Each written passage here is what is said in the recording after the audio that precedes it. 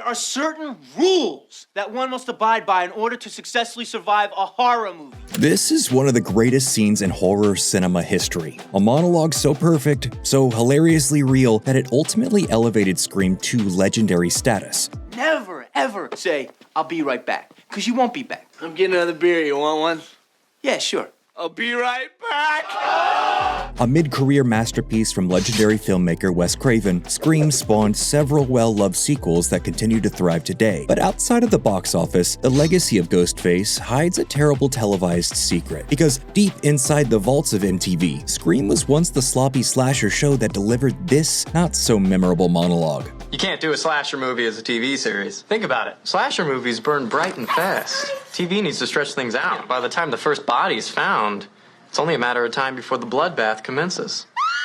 When Scream 4 was released in 2011, no one knew it would be director Wes Craven's final film. With a returning cast of Woodsboro's Most Wanted, this fourth entry into the Scream franchise is, in retrospect, a bittersweet goodbye. Though only mildly successful, Scream 4 was praised by fans as a return to form for both Craven and the franchise he created. So, when MTV made a successful bid to try their hand at the slasher business in 2015, many fans of the franchise were stunned. While old headbangers and shopping cart stuntmen might think of MTV as the home of edgy musicians and jackass, the company had a history of turning horrors into heartthrobs. In fact, the same year Scream 4 was released, MTV's sexy update on Teen Wolf raked in a surprisingly high body count. These things are just bodies waiting to be cut in half. We find them, we kill them. More than just another horror comedy, Scream was a revolution, a meta mind melter that broke walls and changed the landscape of an entire genre. And in attempting to bring this beloved series to a new generation, MTV sliced off more than they could chew, because even the earliest production details revealed red flags that we weren't in Woodsboro anymore, literally. Whisked away from the memorable Northern California setting, the filming locations for MTV's Scream signaled doomsday. Set in the frigid fictional town of Lakeside, Colorado, but filmed in the actual deep south of Baton Rouge, Louisiana, Scream the series was already off to a rocky start. Why are you crying?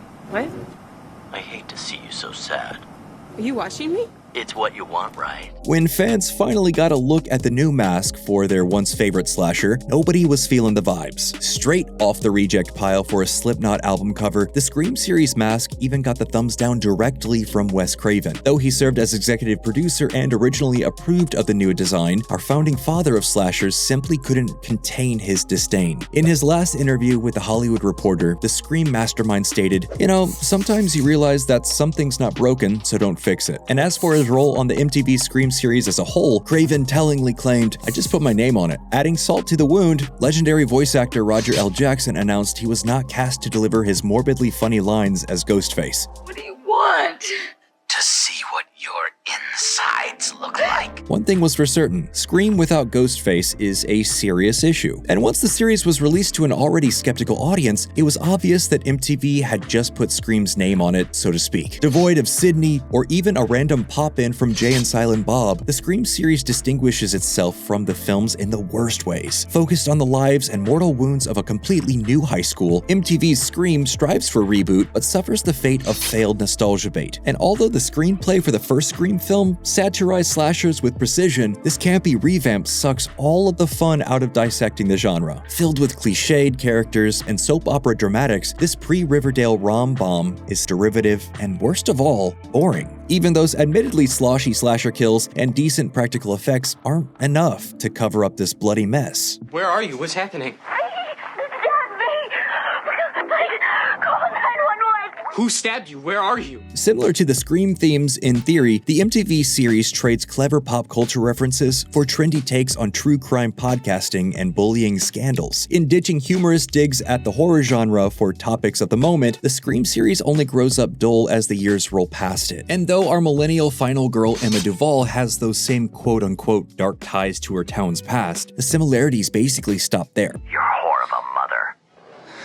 It all started with her, Emma, but it's gonna end with you.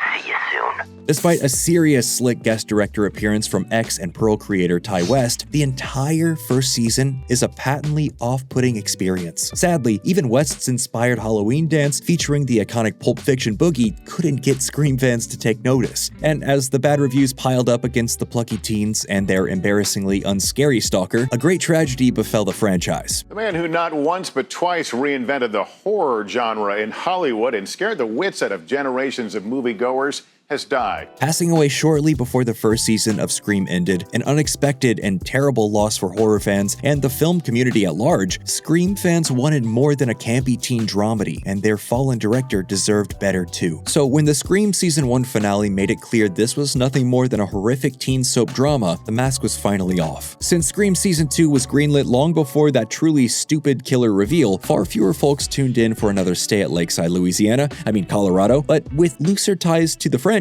and some seriously sketchy narrative decisions, only the most devoted MTV soap lovers could stand more Scream. Even those radically unfashionable 90s haircuts made a questionable cameo in Season 2's bid for our nostalgia. This cheap shot at Scream iconography fell on deaf ears. She stabbed me. Oh my God, what did you do? It was a prank.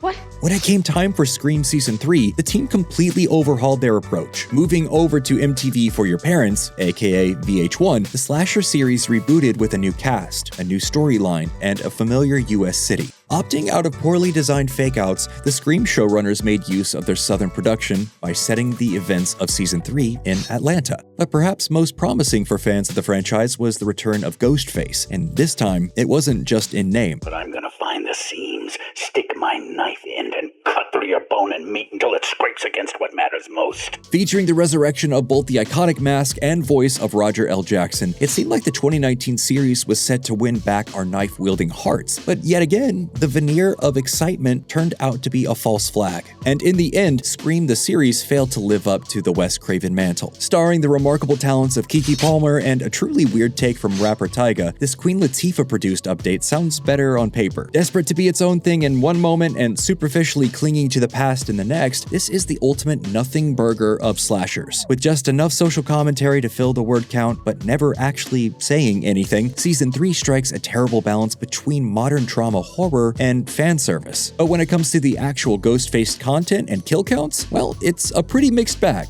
Hello, Jay. New phone, who's this? Once again, mining Scream's dual killer mythology, the Season 3 finale landed with an uninspired thud. And even for those who were still tuned in to see what lows Scream would achieve, it was with unanimous relief that the series was finally canceled. Making the jump to TV as an existing popular movie franchise is truly a leap of faith. While Wes Craven's film is nuanced, it can be broken down into some fairly simple mechanics. Funny teens, a scary stalker, inventive kills, and one hell of a mask. Most of which, Scream the series completely neglected to deliver. Fortunately for Scream fans, updates to the mainline film series have done justice to Craven's legacy. We have to finish the movie. Who gives a f about movies? Maintaining a sense of dread and surprise over several episodes takes skill, but with actual effort and care for the franchise, Scream could have been a slasher series for the ages. While it seems unlikely we'll ever take a televised stroll through Woodsboro, if Ghostface ever returns to our TVs to dial some poor victim's number, it better damn well put on the right mask. No matter if it's a classic horror, a prequel, a sequel, a preboot, or a reboot, everybody knows the killer comes back for one last scare. And that is it for this week's episode. So what do you think? What was the worst horror movie to TV adaptation? Let us know in the comments below. And as always, be sure to hit like and subscribe to keep up with all our Nerdstalgic videos.